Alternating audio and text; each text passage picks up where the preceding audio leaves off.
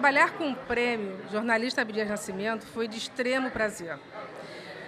Por um lado, porque ele é uma pessoa que tem um currículo fantástico, ele escreveu a história do Brasil, parte da história do Brasil.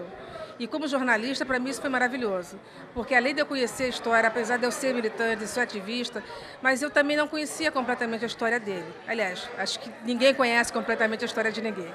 Mas enfim, foi assim um prazer muito grande buscar essas informações, buscar essas histórias.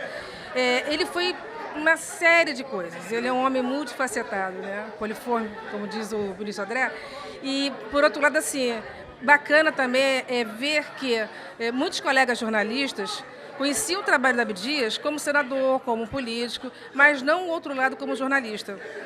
E é bastante interessante a gente trazer para o mercado de comunicação essa discussão com o baluarte, né, com o nome do Abdias e com essa proposta, que não tem como ninguém negar que nós temos figuras fantásticas que podem, com todo o cabedal mental, enfim, de conhecimento, para estar discutindo em pé de igualdade com qualquer pessoa. Inclusive hoje, a partir desse prêmio, eu tenho certeza que os paradigmas do jornalismo brasileiro serão mudados.